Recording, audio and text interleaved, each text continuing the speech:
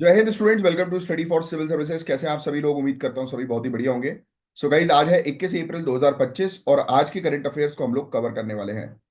Guys, अगर आप UPPCS, UPSC, BPSC या किसी भी स्टेट पीएससी की तैयारी कर रहे हैं तो लेक्चर को एंड तक जरूर सुनिएगा, क्योंकि यहाँ पर वो सभी न्यूज कवर की जाती है जो एग्जामिनेशन के लिए काम की होती हैं। और ये है स्टडी फॉर सिविल सर्विसेज के फाउंडर ज्ञान सर। और गाइज, आपके लिए ये ज्ञान सर का पेड कोर्स अवेलेबल है। और अगर आप UPPCS, BPSC, RO BEO, UP triple S C exam की तैयारी कर रहे हैं तो इस पेड कोर्स को जो है वो आप ज्वाइन कर सकते हैं इन दिए गए नंबर पर कांटेक्ट करके। और ये है आज के टॉपिक्स जिनको एक एक करके हम लोग जो है वो कवर अप करने वाले हैं। But before starting our lecture, मैं आप लोगों की कमेंट्स जो है का रिप्लाई कर देता हूं जो आप लोगों ने लास्ट लेक्चर्स में जो है प्रोवाइड किया है। एंड अपार्ट फ्रॉम दैट, मैंने आपसे कहा था कि कल संडे को एक एक्स्ट्रा क्लास आएगी, but due to some busy schedule वो क्लास जो है वो हो नहीं पाई। वो इन फ्यूचर जो है वो क्लास हम कवर अप कर लेंगे और पेंडिंग टॉपिक्स कवर हो जाएंगे। तो आंसर्स दिए हैं प्रीति मिश्रा ने, बहुत बढ़िया। रोहित गुप्ता भी अब रेगुलरली रेगुलरली आंसर्स दे रहे हैं सभी की तरफ, वेरी गुड। इसी प्रकार से रेगुलरिटी मेंटेन रखिए। Payal Bharti, very good. Ayush Gupta, fantastic, बहुत बढ़िया। ईशा ठाकुर, श्रेया तिवारी, सर आप पढ़ाते भी बढ़िया, कॉमेडी भी, साथ में हंसी आ जाती है। अरे यार, मन लगा रहना चाहिए पढ़ाई में, पढ़ाई को बोरिंग तरीके से नहीं पढ़ना है। बहुत बढ़िया। आयुषी सिंह, प्रिया, आप भी जो है वो रेगुलर बेसिस पर, प्रिया अभ्युदय, आप भी अब रेगुलर बेसिस पर आंसर्स देना शुरू करो। GPS spoofing spoofing, thank you, मैंने नोट डाउन कर लिया है वो जो आप लोगों ने लिखा था। Very good. ठीक है भाई। और एक लड्डू की आईडी से भी आया हुआ है, आप भी रेगुलर रहो। श्वेता यादव, जय सिंह ने लिखा है, सर करंट अफेयर्स मेंस का एक टॉपिक A4 साइज में कितनी लाइंस में लिखना चाहिए? देखो जय सिंह, क्या होता है कि आप अपने नोट्स जो है ना वो शॉर्ट में बनाओ, और मेंस के आंसर राइटिंग की प्रैक्टिस अलग से करो, है ना। नोट्स को जो है वो मेंस के आंसर की तरह मत बनाओ। मेन नोट्स हमेशा हमेशा बिल्कुल शॉर्ट होनी चाहिए जिसको आप रिवाइज कर सके ना। तो फैक्ट्स डालो, कॉन्सेप्ट्स अपने क्लियर होंगे आपके, और फैक्ट्स का आप यूज करोगे तो एक अच्छा आंसर बन जाएगा। तो मेंस के नोट्स नहीं बनते, मेंस की आंसर राइटिंग प्रैक्टिस होती है, ठीक है। तो यहीं पर लोग गलती करते हैं, वो एक एक पेज की नोट्स बना देते हैं, है ना। आई थिंक अब जो मैंने आपको बताया जय सिंह जी, अब आपको समझ में आया होगा। इसलिए मैं हमेशा बोलता हूँ, प्रिपरेशन जो होती है प्रीलिम्स और मेंस की इंटीग्रेटेड प्रिपरेशन होती है। सर बस एक लास्ट क्वेश्चन, क्या मुझे जनवरी फरवरी का भी करंट अफेयर्स डेली का कवर? हाँ बिल्कुल यार, आपको 1.5 साल के करंट अफेयर्स को कवर अप करने पड़ेंगे। रेगुलरिटी मेंटेन करिए। अगर आप जिस जिस भी समय एग्जामिनेशन लिख रहे हैं, एक आईडी है, अंजलि बब्बर ने भी जो है वो आंसर्स दिए हैं, वेरी गुड। अक्कू जैनी क्रिएटिव करके एक आईडी है, उन्होंने लिखा है, सर एक लैंग्वेज लेकर चलिए, या तो इंग्लिश करिए या तो हिंदी। देखो यार, आप बिल्कुल सही कह रहे हैं, but the point is that ये आपका जो एग्जामिनेशन है ना, इसमें आपकी, अगर आप हिंदी मीडियम से हैं तो एक इंग्लिश लैंग्वेज कंपलसरी है, और जो हिंदी मीडियम इंग्लिश मीडियम से हैं, उनके लिए हिंदी लैंग्वेज कंपलसरी है।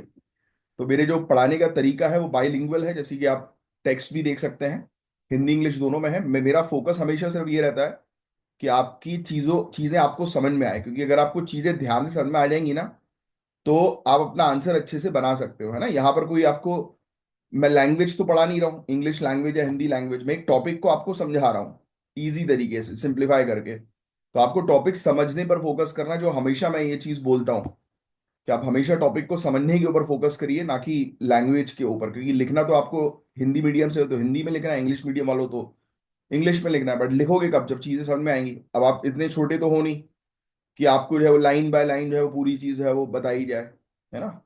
तो लैंग्वेज आती है आपको, सेंटेंस बनाना आता है आपको, बस आपको प्रैक्टिस करनी है।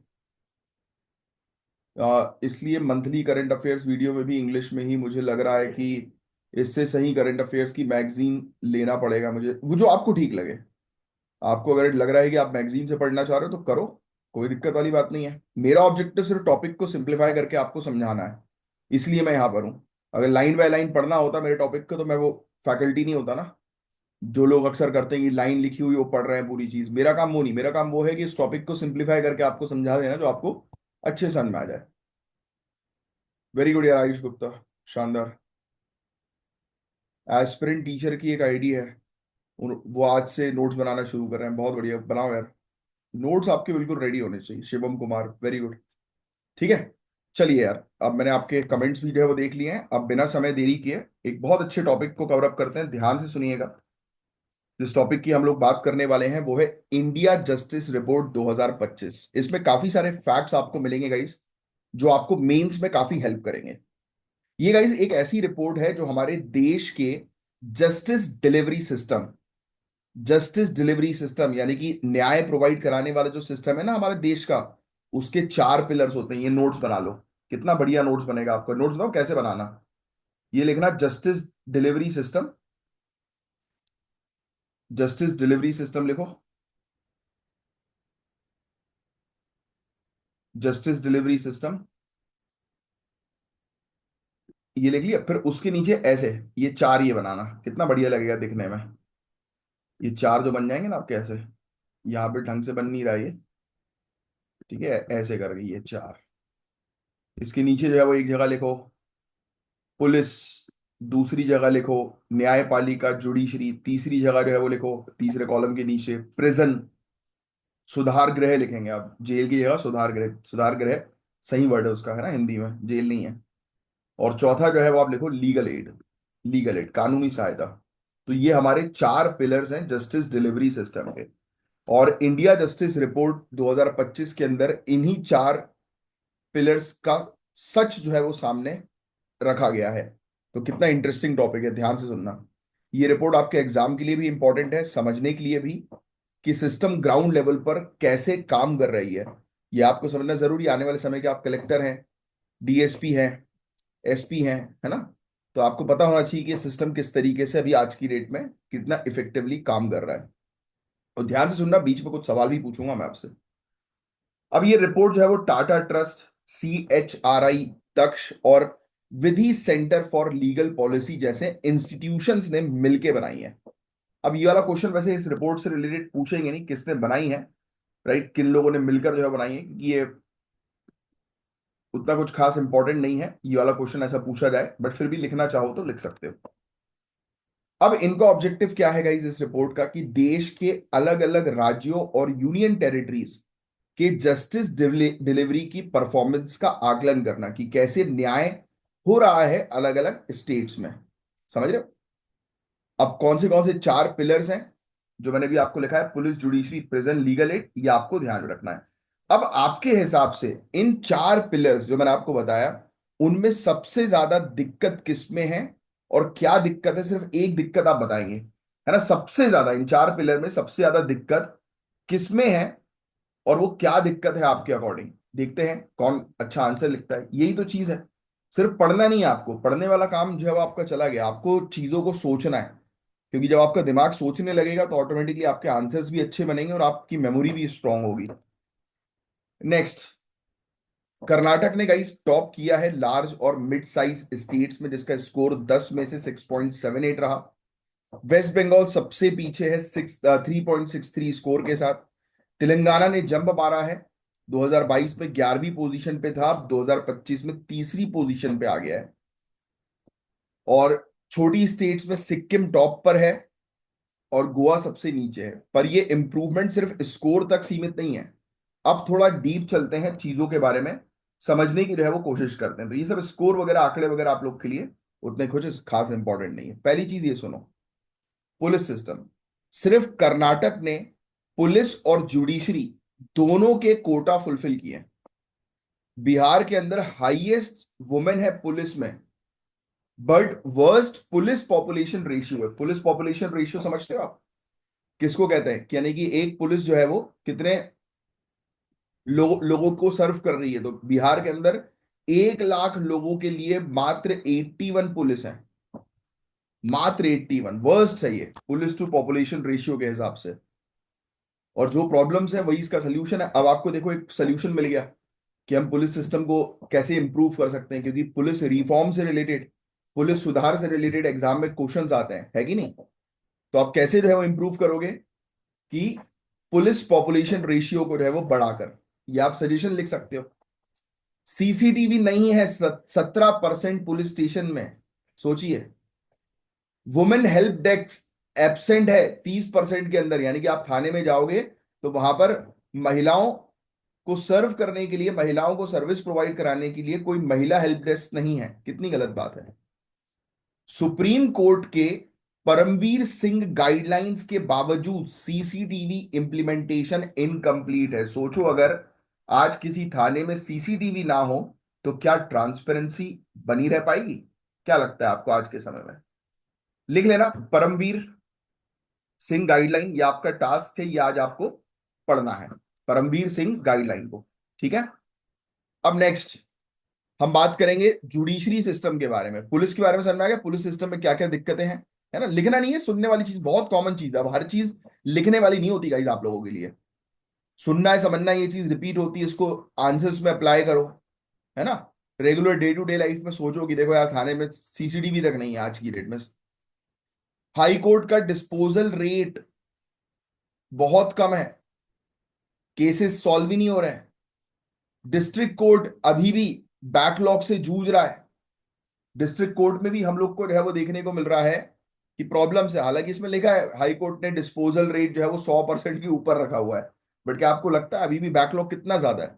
कई बार रिपोर्ट्स में भी सही आंकड़े आते नहीं है, इसलिए आपको लिखने की जरूरत नहीं, इसलिए मैं नोट्स नहीं लिख पाता ऐसी चीजों के। बिहार के 71% केसेस 3 साल से ज्यादा पुराने हैं। 71% केसेस, सोचो आप, 3 साल से ज्यादा पुराने। हाई कोर्ट में वैकेंसी 30% से ज्यादा है, हाई कोर्ट में पोजीशंस खाली हैं। राजस्थान, केरल, एमपी ने जुडिशियल इंडिकेटर्स में मेजर इंप्रूवमेंट दिखाई है। तो जुडिशरी में डिले का मेन रीजन क्या है? स्टाफिंग, इंफ्रास्ट्रक्चर, क्या बताओ, क्यों जुडिशरी के अंदर इतना डिले हो रहा है? क्या लगता है आपको? नेक्स्ट, प्रिजन सिस्टम, जेल, आपको ऑलरेडी पता है आपको रियलिटी। तमिलनाडु हालांकि बेस्ट माना गया है प्रिजन मैनेजमेंट में, बट एक रियलिटी मैं आपको बताता हूं आज इंडिया के जेल की हालत, सुधार गृह की हालत, प्रिजन की हालत। प्रिजन पॉपुलेशन 10 साल में 50% बढ़ी है, पिछले 10 साल में। भर भर के हमने लोगों को जो है वो जेल के अंदर डाला है। क्या ये सही है या गलत है? भाई सही है, बट अंडर ट्रायल्स का इशू बहुत बड़ा है। अंडर ट्रायल समझते हो क्या होता है? कि जिन लोगों को बेल नहीं मिलती और जिनका मुकदमा जो है वो चल रहा होता है कोर्ट में, फिर भी उनको जेल के अंदर रखा जाता है। 76% कैदी अंडर ट्रायल्स हैं, ये सबसे बड़ी प्रॉब्लम है जेल की। 176 जेल ओवर क्राउडेड है। 200% कैपेसिटी पे जो है वो ऑपरेट कर रहे हैं, यानी कि जेल में 100 लोग के रखने की अगर व्यवस्था है तो वहां पर 200 लोग जो है वो, 200 भी नहीं, 300 लोग आप कह सकते हो रखे जा रहे हैं। तो बहुत कम आंकड़ा बताया गया है। तो ये हो गई पुलिस की बातचीत। अब लीगल एड सिस्टम की बात करें। लीगल एड सिस्टम समझते हो? कानूनी सहायता जो लोगों को प्रोवाइड की जाती है। हरियाणा ने इसमें काफी इंप्रूवमेंट दिखाया। 76% जेल में वीडियो कॉन्फ्रेंसिंग फैसिलिटीज हैं, पर स्पेंडिंग अभी भी सिर्फ ₹6 पर पर्सन पर ईयर। सोचो आप, जेल पर जो खर्चा हो रहा है, ₹6 पर पर्सन, 1 साल का। सोचिए, लीगल एड पर इतना कम खर्चा। लीगल एड समझते हो ना, कि जेल में मौजूद जो कैदी हैं उनको कानूनी सहायता जो है वो मिले, वो, या नॉर्मल लोग जो है उनको कानूनी सहायता मिले। 19 राज्यों ने लीगल एड बजट अपना कम कर दिया। तो ये पिलर अभी भी वीकेस्ट है, और आम आदमी के एक्सेस टू जस्टिस पे सबसे बड़ा इंपैक्ट यही होता है। भाई अगर आम आदमी को न्याय चाहिए तो सबसे पहले तो सिस्टम होना चाहिए ना जिसके माध्यम से उसको न्याय मिल सके। अब वो सिस्टम में ही आप कम खर्चा कर रहे हो, उस पर ध्यान नहीं दे रहे हो, स्टार्टिंग स्टेज वाले सिस्टम पर ही, जहां पर लोगों को कानूनी सहायता ही नहीं मिलेगी, तो फिर वो कैसे उनको फिर न्याय मिल पाएगा? सवाल तो ये है। बट अभी भी चिंताएं जो है वो बहुत सारी हैं, काफी सारी चिंताएं हम लोग को देखने को मिल रही हैं। वुमेन रिजर्वेशन जो है वो सिर्फ सिर्फ पेपर तक ही सीमित है। इंफ्रास्ट्रक्चर और स्टाफिंग का गैप पुलिस और जुडिशरी दोनों में है। पुलिस के पास भी कम स्टाफ है, जुडिशरी के पास भी कम स्टाफ है। पुलिस में भी इंफ्रास्ट्रक्चर प्रॉपर नहीं है, जुडिशरी के अंदर भी प्रॉपर इंफ्रास्ट्रक्चर नहीं है। लीगल एड आउटरीच और अवेयरनेस लगभग जीरो है। लोगों को अपने बेसिक मौलिक अधिकार के बारे में ही नहीं पता, फंडामेंटल राइट्स के बारे में ही नहीं पता। समझ रहे हो? जुडिशियल वैकेंसी डिले को और बढ़ाती है। जेल्स ओवर क्राउडेड है, हेल्थ केयर स्टाफ ही नहीं है, किसी कैदी को कुछ हो जाए तो कोई जिम्मेदार नहीं। बट कुछ सुधार और सजेशंस हैं जो एग्जाम के लिए काफी काम के हैं। जैसे रिजर्वेशन लेकर आओ, लेटरल एंट्री महिलाओं के लिए लेकर आओ। लेटरल एंट्री सभी लोग समझते हैं ना क्या होती है। सिविल सर्विसेज के अंदर लेटरल एंट्री से गुस्सा काफी सारे लोगों को आता है, मुझे खुद आता है। कितनी मेहनत करके जाओ और एक top most position, joint secretary ऐसी पोजीशन पे कोई व्यक्ति जो है वो आकर, बाहरी व्यक्ति आकर बैठ जाए, तो सोचो कितनी गुस्सा आएगी कि नीचे वाले व्यक्ति जो इतना बड़ा एग्जाम क्रैक करके आगे बढ़े हैं, आप लोग आगे बढ़े हो एग्जाम क्रैक करके मेहनत करके, और एक व्यक्ति बिना एग्जाम क्रैक किए सिर्फ अपने एक्सपीरियंस के माध्यम से उस पोजीशन पर आकर बैठ जाए, तो आपका दिमाग नहीं खराब होगा। और दूसरी चीज, आपको मजबूरन उस व्यक्ति के ऑर्डर लेने पड़ेंगे। तो ये चीज हम लोग को जो है वो देखने को मिल रही है। समझे आप।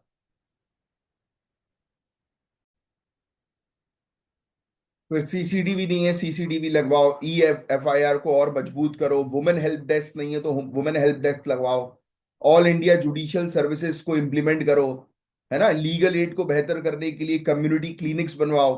बजट बढ़ाओ, है ना। प्रिजन के अंदर रिफॉर्म्स के लिए पेरोल सिस्टम लेकर आओ। ओपन प्रिजन होने चाहिए, बेटर स्टाफिंग होनी चाहिए, है ना। तो ये सब चीजें आप अपने जीएस पेपर 2 में जो है वो मेंशन कर सकते हो।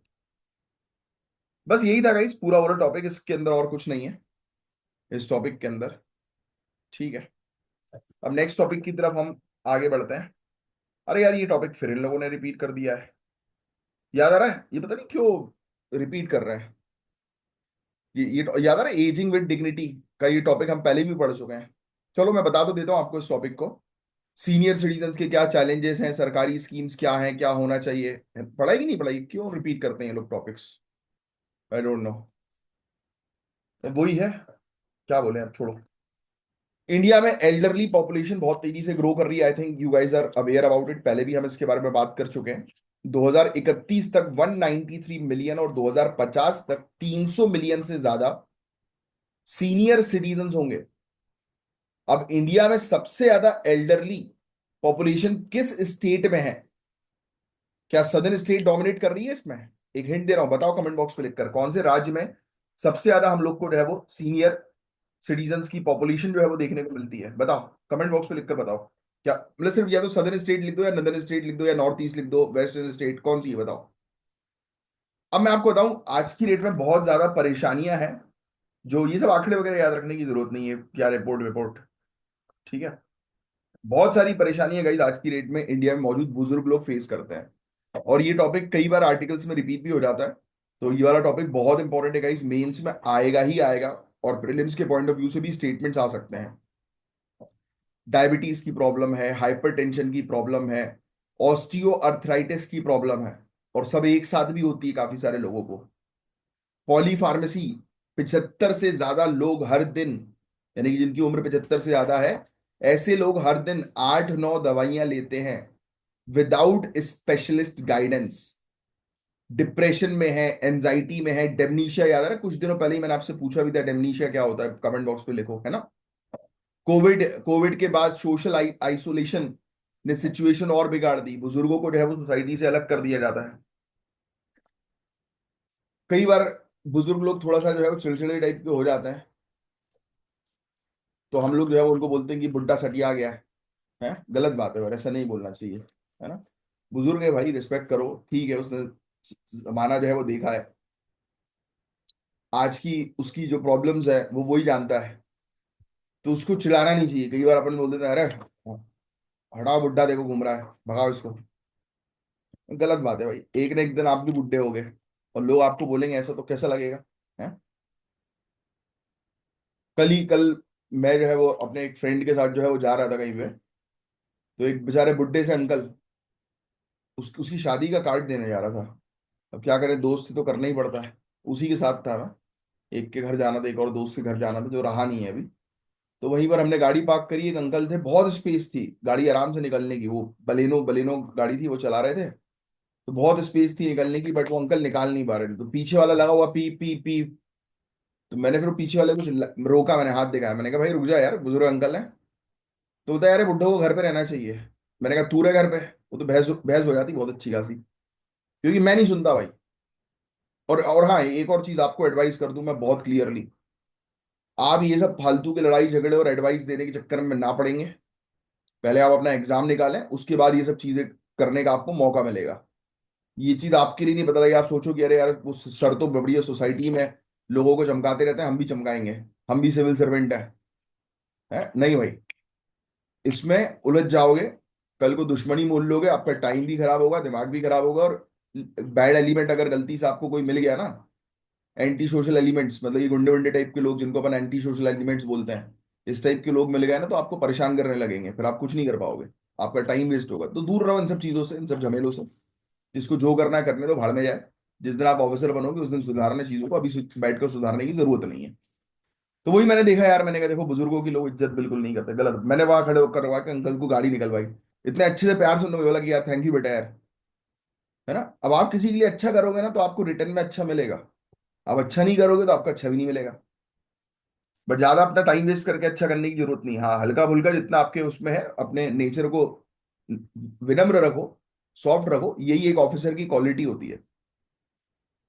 पेंशन नहीं मिल रही है बेचारों को, काफी सारे बुजुर्गों को सेविंग्स है ही नहीं उनके पास, हेल्थ इंश्योरेंस काफी एक्सपेंसिव है, काफी सारे बुजुर्ग लोग को फैमिली छोड़ देती है उनकी, हॉस्पिटल्स या रेलवे स्टेशन पर छोड़ के चली जाती है, इतने खराब लोग होते हैं। जिस माँ बाप ने बचपन से लेकर पाला, माँ बाप को जो है वो स्टेशन पर, रेलवे स्टेशन पर छोड़ दिया जाता है। सोचिए, अर्बन माइग्रेशन के चलते फैमिली बेस्ड केयर कोलैप्स जो है वो हो रही है। लोग जो है वो काम करने के लिए, पैसा कमाने के लिए दूसरी दूसरी जगह जा रहे हैं, बुजुर्ग माँ बाप का ख्याल कोई नहीं रख रहा। तमिलनाडु ने इनिशिएटिव लिया है, होम बेस्ड गेरिएट्रिक केयर गिवर, इनको जो है वो ट्रेन किया जा रहा है कि भाई किस तरीके से बुजुर्गों को जो है वो करना है, घर पे जो है वो मदद करनी है, उनके ध्यान रखना है ना। तो ये चीज, हॉस्पिटल जो है वो एल्डरली फ्रेंडली नहीं है। असिस्टेड लिविंग सेंटर कॉस्टली और अनरेगुलेटेड है। असिस्टेड लिविंग सेंटर्स जो है वो समझते हो क्या जो है वो होता है इसमें, मतलब कई बार असिस्टेड लिविंग सेंटर्स जहां पर बुजुर्ग लोग जो है वो कुछ समय जाकर रह सकें, टाइम जो है वो बिता सकें। अरे मेरा तो कहना है कि जैसी आप कमाने वाली उम्र में अभी हुई, धीरे से सिविल सर्विसेज ज्वाइन जो है वो कर लोगे। अपने पेरेंट्स को टूर पे घुमाते रहो यार, कभी उनको बोलो जाओ पशुपतिनाथ जाओ, कभी कहीं भेज दो, कभी कहीं भेज दो, उससे उनको काफी अच्छा लगेगा। चलो, सरकारी स्कीम पहले लिख चुके हो तो मत लिखना, और अगर नहीं लिखी है तो सिर्फ ये स्कीम के बस नाम लिख लो, सिर्फ नाम लिख लो इस स्कीम के, बस दैट्स इट। तो ये अलग अलग प्रकार की सरकारी स्कीम्स हैं जो बुजुर्गों के लिए हैं। एक जो आखिरी में ये वाली जो स्कीम आपको दिख रही है ना, ये national old age pension scheme, Indira Gandhi national old age pension scheme, ये बुजुर्ग सिटीजन्स जिनकी उम्र 60 साल से लेकर 79 तक की है, गरीब घरों से जो लोग बिलोंग करते हैं, तो उनको जो है वो 200 से लेकर 500 रुपए मंथली जो है वो दिया जाता है, पता है आपको। ऐसी काफी अच्छी अच्छी स्कीम्स है। इंडिया का एक मॉडल है, पता है, national centre for ageing, Chennai के अंदर। ये केस स्टडी के तौर पर आप मेंशन कर सकते हो, करना चाहो तो काफी अच्छा है, नेशनल सेंटर फॉर एजिंग। देखना इसके वीडियोस वगैरह, फोटोज वगैरह। इंडिया का ही एक ये मॉडल है, 200 बेड्स हैं, स्पेशलिस्ट डॉक्टर्स हैं, और फिर वैक्सीनेशन वगैरह भी प्रोवाइड जो है वो किया जाता है, विजन टेस्ट होता है, यानी कि पूरे, यानी कि प्रॉपर उनका पूरा फुल बॉडी चेकअप होता है यहाँ पर। मेडिसिन होम डिलीवर जो है वो करवाई जाती है। मक्कालाई तेड़ी मारुथुवाम स्कीम के तहत फ्री चश्मे दिए जाते हैं, फ्री वैक्सीन लगवाई जाती है। तो इस तरह से मेंस में आप लिख सकते हो कि देखो चेन्नई के अंदर कितना बेहतरीन एक वो है, हर दिन 1000 पेशेंट्स को फैसिलिटीज जो है वो मिलती है बुजुर्गों के लिए। तो हमें इंफ्रास्ट्रक्चर पर काम करना आज की डेट में बहुत जरूरी है, कि आप कह सकते हो कि एल्डर फ्रेंडली इंफ्रास्ट्रक्चर होना चाहिए। ठीक है, अफोर्डेबल असिस्टेड लिविंग होनी चाहिए, यानी कि ऐसे प्रोडक्ट चश्मे हुए, क्योंकि एक एज के बाद सुनना लोगों को कम हो जाता है, दिखना कम हो जाता है। तो ऐसी चीजें काफी महंगी है, वो कान में सुनने वाली, जिन लोगों को कम सुनाई देता है, उसकी मशीन देखो कितनी कितनी महंगी आती है। तो उसको सस्ता करना बहुत ज्यादा जरूरी है ना। इमोशनल सपोर्ट लाना जरूरी, लोगों को ये समझाना जरूरी है कि भाई तुम्हारे पेरेंट्स हैं, उनको ऐसे अकेला मत छोड़ो। है नहीं समझ में आ रहा उनको कोई चीजें, तो क्या हुआ, जब तुम छोटे थे तो तुम्हें भी तो समझाया ना उनने, जब तुम बोल नहीं पाते थे तो तुम्हें भूख लगती थी, तो उनको पता रहता था। आज की डेट में उनको दिक्कत है तो तुम उनका ख्याल नहीं रख रहे हो। एक एल्डर लाइन करके, एक 14567 करके एक नंबर है, ये भी ऐसी हेल्पलाइन नेटवर्क जो है वो इमरजेंसी रिस्पॉन्स के लिए जो है वो चालू करना बहुत जरूरी है। बस ये था एक टॉपिक गाइस, सुनने वाला टॉपिक था, इसमें कुछ ज्यादा था नहीं। अब आगे बढ़ते हैं।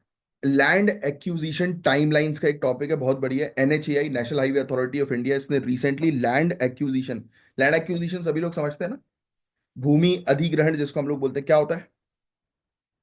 कोई भी पर्टिकुलर प्रोजेक्ट के लिए जो जमीन है उसको एक्वायर करना, खरीदना। जैसे हाईवे बनाना है, तो जमीन खरीदेंगे तभी तो हाईवे बनेगा, है ना, उस जमीन पे। कई बार आपने सुना होगा कि गवर्नमेंट जो है वो एक प्रोजेक्ट शुरू करती है, उसके लिए काफी सारे लोगों की जमीन जो है वो खरीद लेती है। कई बार लोग प्रोटेस्ट भी करने लगते हैं कि हमें नहीं बेचना जमीन। अरे वो नहीं चल रहा है अभी, जैसे ये कहाँ का है, अहमदाबाद बॉम्बे का है ना, बुलेट ट्रेन वाला प्रोजेक्ट। कितना डिले हो गया वो, ये इसी के कारण हुआ है। लोग इनकार कर रहे हैं कि भाई हम नहीं देंगे अपनी जमीन।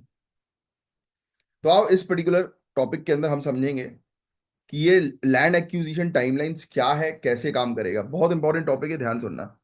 नेशनल हाईवे प्रोजेक्ट्स में डिले का मेजर कारण होता है लैंड एक्विजिशन। ये बात आप सभी जानते हैं, मैंने भी आपको बताया। जमीन मिलती नहीं है पहली चीज तो, और मिल भी जाती है तो कई बार प्रोटेस्ट होने लगते हैं, प्रोजेक्ट अटक जाता है। फिर ऐसे ऐसे चलते, प्रोटेस्ट के चलते कॉस्ट बढ़ जाती है उस जमीन की, और जमीन की कॉस्ट जो है वो बढ़ जाती है। तो फिर हम लोग को जो है वो देखने को मिलता है कि जो जमीन जो है वो पहले जितने में खरीदी जा रही थी, अब और महंगे में जो है वो बिकेगी। तो इससे ऑटोमेटिकली जो है वो प्रोजेक्ट कॉस्ट जो है वो बढ़ जाती है। तो इन सब मुद्दे को रिजॉल्व करने के लिए एनएचएआई ने एक 336 डेज फिक्स्ड टाइमलाइन इंट्रोड्यूस किया है। लिख लेना, क्वेश्चन कभी कभी ये आ सकता है कि 336 डेज फिक्स्ड टाइमलाइन जो है वो किसके द्वारा लाया गया, तो एनएचएआई के द्वारा लाया गया। तो और इसको नेशनल हाईवे एक्ट 1956 के अंडर इंट्रोड्यूस किया गया है। अब इसमें देखो, स्टेप बाय स्टेप पूरी प्रोसेस हम लोग जो है वो समझेंगे कि इसके अंदर होता क्या है। चाहो तो जो जो चीज मैं बोलूंगा बस वो लिख देना बुलेट पॉइंट्स में, ठीक है? ये 336 डेज में क्या क्या चीजें होंगी। सबसे पहली चीज तो आप ये लिख दो, ड्राफ्ट नोटिफिकेशन। ड्राफ्ट नोटिफिकेशन ये लिख दो आप, नोटि या तो सिंपली नोटिफिकेशन, सिर्फ ये लिखो कि पहला जो है वो नोटिफिकेशन जाएगा। ड्राफ्ट नोटिफिकेशन, अधिसूचना, पहला नोटिफिकेशन जाएगा, ठीक है? और किसको? Competent authority for land acquisition के द्वारा ये निकाला जाएगा। भूमि अधिग्रहण के लिए समक्ष प्राधिकारी, सीएलए, काला के द्वारा ये नोटिफिकेशन जारी होगा कि हाँ भाई, हमें जो है वो अभी ये जमीन खरीदनी है। फिर भूमि राशि पोर्टल पर सब अपलोड होगी डिजिटली, पूरी उसकी इमेजेस, उसके पेपर, ऑनलाइन पूरा अपलोड होगा। तो डिजिटल अपलोड लिख दो आप, और ब्रैकेट में लिख देना भूमि राशि पोर्टल, है ना? फिर अब फाइनली एक और मोहर लगा के गैजेट नोटिफिकेशन जारी होगा। पब्लिक गैजेट नोटिफिकेशन मतलब अब ऐसी सूचना जारी की जाएगी जो पब्लिक के लिए होगी, तो पब्लिक को सूचित किया जाएगा कि ये फलाना जगह पर हम प्रोजेक्ट शुरू कर रहे हैं। नेक्स्ट स्टेप जैसी इसकी होगी, ऑब्जेक्शन पीरियड, कि पब्लिक जो 21 दिन का है, इसमें ब्रैकेट में लिख देना 21 दिन, ऑब्जेक्शन पीरियड ब्रैकेट में लिख देंगे आप 21 दिन। तो 21 दिन में जिस भी व्यक्ति को कोई दिक्कत है तो वो भाई ऑब्जेक्शन लगा सकता है ना? फिर किसी का ऑब्जेक्शन नहीं आया तो फाइनल ऑर्डर आ गया। ऑब्जेक्शंस अगर है भी तो खत्म हुआ, और खत्म करके फाइनल ऑर्डर दे दिया। फिर जिन लोग की भूमि खरीदी है उनको कंपनसेशन दे दिया जाएगा, है ना? ट्रांसपेरेंट पेमेंट होता है, जिससे कि फ्यूचर में कोई डिस्प्यूट्स नहीं होने चाहिए। पूरी चीज लिखित में दे दी जाएगी, छपवा दी जाएगी न्यूज़पेपर में, गैजेट में, सब जगह। और फिर नेक्स्ट प्रोसेस के अंदर लैंड को ऑफिशियली एनएचएआई के पास जो है वो ट्रांसफर कर दिया जाएगा। पोजीशन और म्यूटेशन, नामांतरण। म्यूटेशन नामांतरण होता है वैसे, ये यहाँ पे म्यूटेशन इन लोगों ने सही नहीं लिखा है। नामांतरण की जमीन जो है वो अब किसके नाम पर चली जाएगी? एनएचएआई के नाम पर, बस, ठीक है? तो ये इस प्रोसेस के थ्रू एक जमीन जो है वो एनएचएआई के पास जो है वो मैक्सिमम 300 कितने दिन में? 36 दिन में, 336 दिन में जो है वो चली जाएगी। तो ये पूरी प्रोसेस मॉनिटर्ड होती है वीकली और हर 15 दिन में रिव्यू के लिए। अब भूमि राशि पोर्टल जो मैंने आपको लिखवाया था उसके बारे में ज्यादा ध्यान में रखने की जरूरत नहीं, सिर्फ सुन लो। अब ये पोर्टल है, मतलब वेबसाइट है, तो ये ट्रांसपेरेंसी और रियल टाइम मॉनिटरिंग को इंश्योर करेगी। NHAI, state government, land owners, सब इस पे जो है वो कोऑर्डिनेट करते हैं। पहले जहां फाइल घूमती थी 3 3 महीने, अब एक क्लिक पर जो है वो अप्रूव हो रही है। फिर इसके अलावा union ministry of road transport and highway regular training sessions conduct कर रही है। NHIDCL, PWD, state level authorities के ऑफिशियल्स को डिजिटल और लीगल प्रोसेस सिखाई जा रही हैं, है ना, यानी कि ऑफिसर्स को ट्रेन किया जा रहा है कि वो डिजिटली जो है वो ऑपरेट कर सकें। अब इससे फायदा जो है वो क्या होगा, डिले कम होंगे, तेजी से काम जो है वो शुरू हो जाएगा, है ना। जमीन के कॉस्ट इंक्रीज होने से पहले ही पूरा मामला जो है वो जल्द से जल्द सॉर्ट आउट हो जाएगा। ट्रांसपेरेंसी होगी पूरी, डिजिटल चीजें अपलोड होने के कारण, इससे करप्शन कम होगा, है ना। रेगुलर रिव्यू अगर आप करोगे हर 7 दिन में, हर 15 दिन में, तो और बेहतर चीजें होंगी, है ना। सेंटर, स्टेट, लैंड ओनर्स एक ही पेज पर अब आ गए हैं, किसी को अलग अलग जगह जाकर भटकने की आवश्यकता नहीं है। बट हाँ, चीजों को इंप्रूव करना भी जरूरी है। लोकल ऑफिशियल्स को भी डिजिटल टूल्स के लिए ट्रेन करना होगा। लैंड ओनर्स को बताना होगा कि उनका कंपनसेशन कैसे कैलकुलेट होता है ना। ये सब चीजें भी करना जरूरी है।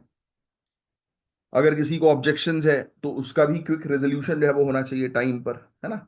तो ये चीज हमने देखी कि NHAI ने इंट्रोड्यूस किया 336 डे लैंड एक्विजिशन फ्रेमवर्क। इसकी 7 स्टेप की प्रोसेस थी कि कैसे एक ड्राफ्ट तैयार होगा और उसके बाद कैसे NHAI के पास जमीन ट्रांसफर होगी। तो उसकी पूरी प्रोसेस, भूमि राशि पोर्टल को याद रखिएगा, ये बैकबोन है सुधार का, है ना। डिलेस कम होंगे, जमीन की वैल्यू जो है वो बढ़ेगी बढ़ेगी नहीं, उससे पहले ही पूरा काम जो है वो कंप्लीट हो जाएगा, है ना।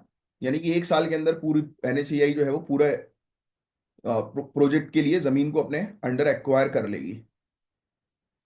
बस ये आपसे मेंस में क्वेश्चन पूछा जा सकता है कि NHAI का जो ये फ्रेमवर्क है वो किस तरीके से हेल्प करेगा, उसका महत्व क्या है, सिग्निफिकेंस क्या है, ये लिखिए। 150 वर्ड्स में क्वेश्चन पूछा जा सकता है, 150 वर्ड्स का, है ना। तो जब इंफ्रास्ट्रक्चर तेजी से बनता है ना, तो देश भी तेजी से बढ़ता है। कैसे, ट्रेड बढ़ेगा,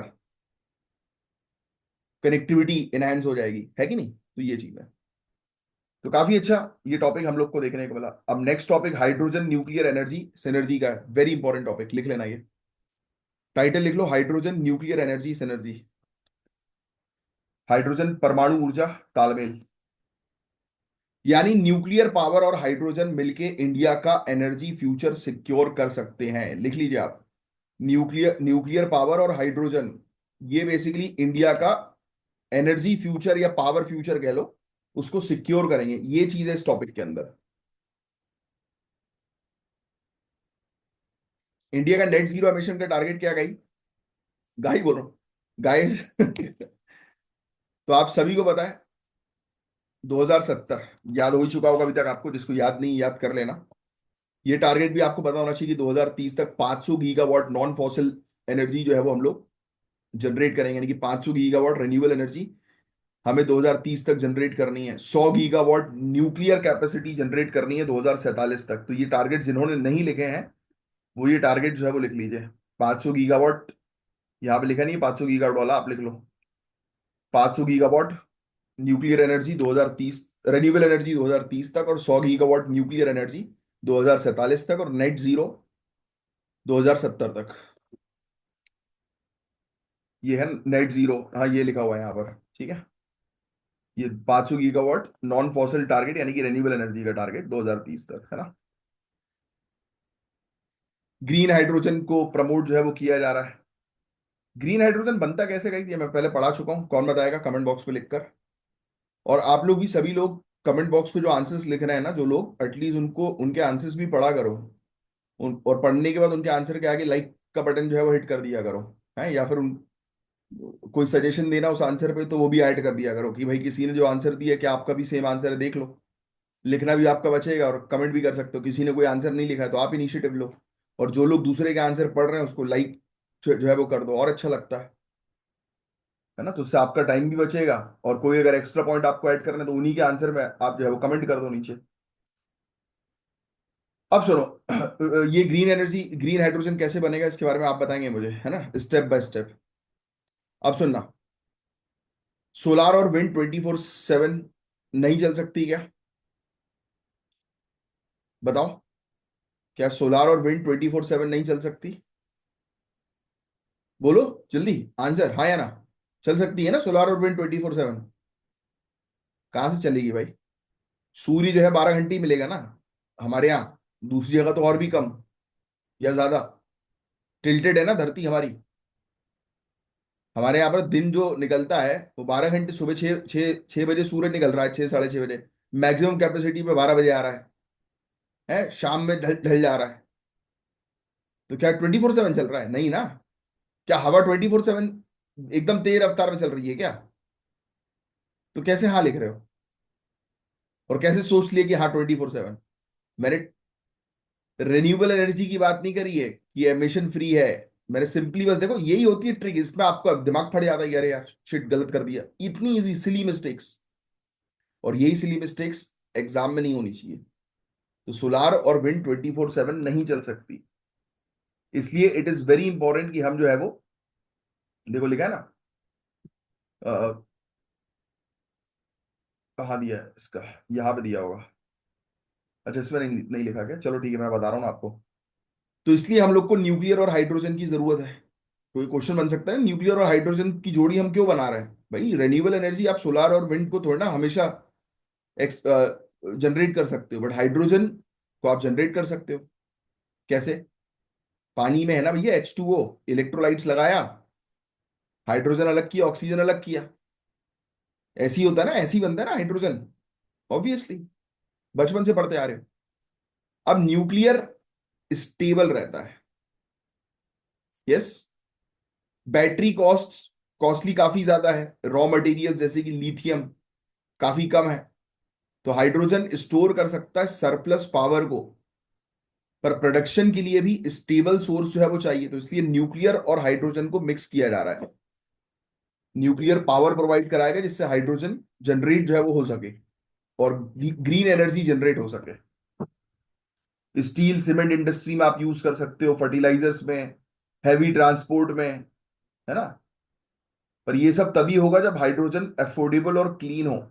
न्यूक्लियर एनर्जी यहां फीड स्टॉक प्रोवाइड करा सकता है इलेक्ट्रोलिसिस के थ्रू। यानी कि आप जो इलेक्ट्रोलिसिस की प्रोसेस होती है, मैंने भी आपको बताया ना, इलेक्ट्रोलाइट, एक पानी है देखो, ये जार है, ये जार है। इसके अंदर मैंने इलेक्ट्रोड जो है वो डाले। इसमें नीचे जो है वो पानी भरा हुआ है, ठीक है। H2O क्या है? पानी। H2O हाइड्रोजन के दो मॉलिक्यूल, ऑक्सीजन का एक। पढ़ा है ना, ये बचपन से पढ़ते आ रहे हो। तो हमने क्या किया, यहां से करंट जो है वो पास किया। अब जो ये करंट आना चाहिए, ये अगर हमारे हमारे घर पे जो बिजली आ रही है कोयले को जलाकर, उससे अगर हम ये हाइड्रोजन बना लेंगे, क्योंकि ये करंट जैसे ही पास होगा तो हाइड्रोजन और ऑक्सीजन अलग अलग हो जाएंगे। तो हाइड्रोजन जो है वो हम निकाल लेंगे यहाँ से कि चल भाई हाइड्रोजन हमारे साथ, ऑक्सीजन को भगा देंगे कि निकल तू। है कि नहीं? भाई अपन क्या करेंगे, हाइड्रोजन को जो है वो निकाल लेंगे अपने साथ। अब समझना मेरी बात बहुत ध्यान से। अब अगर ये कोयला जला के मैं अगर हाइड्रोजन बना रहा हूं, तो क्या वो ग्रीन हाइड्रोजन है? नहीं। समझे आप बात? वो ग्रीन हाइड्रोजन नहीं है। फिर क्या है वो? फिर क्या है वो? नॉर्मल हाइड्रोजन है। बट अगर वहीं मैंने न्यूक्लियर एनर्जी जनरेट कर ली, तो मेरे पास जो एनर्जी जनरेट हो रही है उसमें क्या कोई वेस्टेज हो रहा है? नहीं हो रहा, क्योंकि न्यूक्लियर एनर्जी क्लीन एनर्जी होती है, उसमें एमिशन नहीं होता, कार्बन डाइऑक्साइड रिलीज नहीं होता। तो उस न्यूक्लियर एनर्जी से अगर मैं हाइड्रोजन जनरेट करूंगा, तो वो होगा ग्रीन हाइड्रोजन। बात समझ में आई? ये पहले भी कई बार समझा चुका हूं। तो अब तक सिर्फ रिन्यूएबल बेस्ड हाइड्रोजन को ही ग्रीन माना जाता था। अब एक्सपर्ट्स ने रिकमेंड किया है लो कार्बन हाइड्रोजन की डेफिनेशन। एक्सपर्ट जो है वो लो कार्बन हाइड्रोजन की डेफिनेशन जो है वो रिकमेंड कर रहे हैं। ये लिख लेना, ये बहुत इंपॉर्टेंट है। लो कार्बन हाइड्रोजन, ये पूरी चीज लिख लेना आप।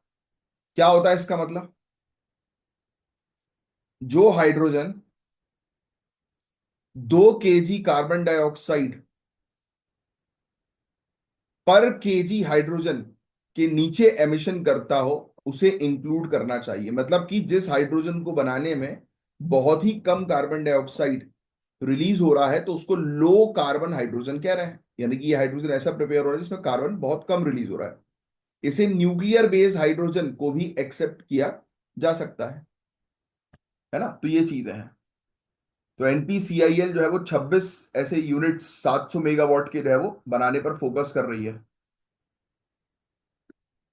Nuclear power corporation of India, NPCIL, ये बेसिकली टारगेट कर रही है कि 26 700 मेगावाट के ये न्यूक्लियर जो रिएक्टर्स हैं वो जो है वो तैयार किए जाएंगे, 700 मेगावाट एनर्जी जनरेट करेंगे। प्रेशराइज हाइड्रो पावर्ड बोलते हैं ना इसको, रिएक्टर्स। तो वो जो है वो तैयार किए जाएंगे। Bharat small modular reactors plan हो रहा है, छोटे रिएक्टर्स न्यूक्लियर एनर्जी जनरेट करने के लिए। गवर्नमेंट हाइड्रोजन मिशन प्रमोट जो है वो कर रही है फर्टिलाइजर, स्टील और ट्रांसपोर्टेशन सेक्टर में। तो यही चीज है। स्मार्ट ग्रिड्स ग्रिड्स को लगाया जा रहा है, एआई का इस्तेमाल किया जा रहा है वेस्टेज को जो है वो कम करने में, इलेक्ट्रिक वेस्टेज को। तो ये चीजें थी, बहुत इंपॉर्टेंट टॉपिक था ये, बहुत इंपॉर्टेंट। अब नेक्स्ट टॉपिक की तरफ हम आगे बढ़ेंगे। हम समझेंगे एक मॉडर्न साइंस एंड टेक्नोलॉजी के टॉपिक को, एआई प्रोसेसर स्पेशली टीपीयूज के बारे में। टेंसर प्रोसेसिंग यूनिट्स पूछा जा सकता है, ये आपसे लिख लेना। टेंसर प्रोसेसिंग यूनिट ये लिखोगे आप। ये समझेंगे हम लोग आज। एआई का मतलब सिर्फ सॉफ्टवेयर या चैटबॉट नहीं होता। जब भी लोग एआई की बात करते हैं उनके दिमाग में चैट जीपीटी आ जाता है, या फिर कार जो है वो ऑटोमेटिक चल रही है एआई की मदद से, वो आ जाता है। ये सिर्फ इतने तक सीमित नहीं है एआई। इसके पीछे एक बहुत ही ह्यूज डेटा प्रोसेसिंग पावर छुपी होती है। पहला general general processor CPU use होता था, फिर आया जीपीयू ग्राफिक के लिए, अब एआई के लिए बन गया है टीपीयू। भाई जीपीयू ग्राफिक्स के लिए यूज होता है ना, आपने सुना होगा जीपीयू बड़े बड़े कंप्यूटर्स में। सीपीयू तो आप जानते ही हो, है ना, नॉर्मल जनरल प्रोसेसिंग के लिए सीपीयू रहता है, बड़े हाईटेक प्रोसेसिंग के लिए जीपीयू। और अब एआई की प्रोसेसिंग के लिए आ गया है टीपीयू, टेंसर प्रोसेसिंग यूनिट। तो आपसे choose the correct pair match the following में आ सकता है कि टीपीयू किसके लिए, एआई के लिए, जीपीयू ग्राफिक्स के लिए, सीपीयू जनरल प्रोसेसिंग के लिए। समझे आप? आपने कभी गूगल क्लाउड टीपीयू का नाम सुना है? शायद नहीं सुना हो, बट अब से आप, अब सुना भी होगा तो आपने ध्यान नहीं दिया होगा, अब से आप इस चीज को ध्यान देना। टीपीयू यानी कि टेंसर प्रोसेसिंग यूनिट, कभी कभी फुल फॉर्म भी पूछ सकते हैं। गूगल ने बनाया था मशीन लर्निंग मॉडल ट्रेनिंग और इंटरफेरेंस के लिए। टीपीयू स्पेशली डिजाइन किए गए हैं टेंसर फ्लो जैसे फ्रेमवर्क्स के लिए। इतना डेप्थ में जाने की जरूरत नहीं, आप तो वो बस ध्यान में रखिएगा कि एआई एआई के लिए टीपीयू जो है वो काम करता है, एआई सिस्टम को चलाने के लिए। देखो ये सेंट्रल प्रोसेसिंग यूनिट सीपीयू, फिर आया ग्राफिक प्रोसेसिंग यूनिट, अब आ गया टेंसर प्रोसेसिंग यूनिट। ये आ सकता है भाई एग्जाम में, ये वाला क्वेश्चन है, 99% चांसेस है आएगा। ठीक है। सीपीयू एक टाइम पे कुछ ही थ्रेड्स प्रोसेस करता था, जीपीयू मल्टीपल करता था। टीपीयू तो और भी वो हो गया है, एडवांस हो गया, फास्ट प्रोसेसिंग। गूगल ने लॉन्च किया 7 जेन टीपीयू आयरन वुड, ये भी लिख लेना। लिखो 7 जेन TPU iron would, 7 gen, 7th generation TPU iron would, iron would, iron would, ये जो है वो लॉन्च किया है गूगल ने। ठीक है, अब आगे बढ़ते हैं। Ironwood TPU represents a leap in customised hardware for AI model acceleration. तो ये बेसिकली आयरनवुड, कभी कभी ये भी आ सकता है आयरनवुड क्या है, तो गूगल ने इसको लॉन्च किया है, ये 7वां जनरेशन का टीपीयू है। ऑब्जेक्टिव ये है कि एआई मॉडल ट्रेनिंग को और फास्ट, एनर्जी एफिशिएंट बनाना। ठीक है। इंडिया एआई का मिशन मोड अप्रोच अडॉप्ट कर रही है। Digital India stack, agri stack, health stack, सब में एआई का यूज हो रहा है, आप जान तो रही हो, है कि नहीं? ये सब डिटेल में याद रखने की जरूरत नहीं कि जीपीयू जो है वो उसकी प्रोसेसिंग कैसे काम करती है, टीपीयू जो है वो एप्लीकेशन स्पेसिफिक इंटीग्रेटेड सर्किट है ना। तो ये मशीन लर्निंग टास्क के लिए, बस ये ध्यान में रखना। बाकी इतना ध्यान में रखने की जरूरत नहीं, पहली बार 2015 में लाया गया था, ये भी लिख लो। तो एआई के लिए यूज में जो है वो लिया जाता है ये। इंडिया के अंदर अभी भी चैलेंजेस हैं कि हम, ये देखो आयरन वुड आ गया ना, ये iron would 7th generation TPU, जो मैं भी आपको बता रहा था, गूगल के द्वारा लॉन्च जो है वो किया गया। ठीक है। सीपीयू 2 से 16 करोड़ पर चिप इसमें हम लोग को देखने को मिलती है लीनियर ऑपरेशन ऑपरेशन के लिए। इसमें thousand of course course thousand of course core पर चिप्स इसमें हम लोग को देखने को मिलती है। ये डेप्थ में जाने की जरूरत नहीं, दिस इज नॉट इम्पोर्टेंट। आप कोई सॉफ्टवेयर इंजीनियर थोड़ा ना बन रहे हो जो ये सब चीजें पढ़ोगे, एडमिनिस्ट्रेटर हो। सिंपल चीज जो है वो ऊपरी ऊपरी तौर पे पता होना चाहिए। इन जनरल क्या चीज डेप्थ में पढ़ना है, क्या चीज इन जनरल पता होना चाहिए, मैं बताऊंगा आपको। You just have to follow. Next, registration of birth and death act और 2023 का उसका अमेंडमेंट। ये टॉपिक भी पहले एक बार आ चुका है, पढ़ा चुका हूँ। कमेंट बॉक्स में इसका आंसर लिखकर बताओ, पूरा पढ़ के वीडियो को पॉज करके। नेक्स्ट, वर्ल्ड पेंडेमिक ट्रीटी, ये नेगोशिएट हो रही है वर्ल्ड हेल्थ ऑर्गेनाइजेशन के द्वारा। जब नेगोशिएट हो जाती है तब वो टॉपिक एग्जाम में आता है। जब नेगोशिएट हो रही होती है तो उससे रिलेटेड एग्जाम में टॉपिक्स पूछे नहीं जाते। तो इस ट्रीटी का ऑब्जेक्टिव ऑब्वियसली यही है। एक तो वर्ल्ड हेल्थ ऑर्गेनाइजेशन लेकर आया पेंडेमिक ट्रीटी, ऑब्वियस सी बात है कि कभी भी कोई महामारी आए तो सभी मिलकर जो है वो वैक्सीन डेवलप करें, इंफॉर्मेशन एक्सचेंज करें, उससे रिलेटेड ये संधि बनवा रहे हैं। ये ट्रीटी अलाउ करेगी वर्ल्ड हेल्थ ऑर्गेनाइजेशन को कि लॉकडाउन और ट्रैवल बैन्स को लागू किया जा सकता है क्या। तो ये पढ़ना मत अभी के लिए, ये आगे चल के जब ये ट्रीटी नेगोशिएट हो जाएगी तब इससे रिलेटेड क्वेश्चंस आपसे पूछे जा सकते हैं। बट हाँ, ग्लोबल पेंडेमिक प्रिपेयर्डनेस से रिलेटेड बेसिक सा ये क्वेश्चन है कि भाई अगर किसी प्रकार से पेंडेमिक आ जाती है, किसी प्रकार से हम लोग को जो है वो देखने को मिलता है कि महामारी आती है वैश्विक स्तर पे, तो कैसे उसको कंट्रोल करना, उससे रिलेटेड अच्छा क्वेश्चन है, ट्राई करना इसका आंसर देने की। तो बस गाइस, आज के लिए सिर्फ इतना ही था। मिलेंगे हम लोग नेक्स्ट लेक्चर में, तब तक के लिए bye, take care, have a great day. जय हिंद, जय श्री महाकाल।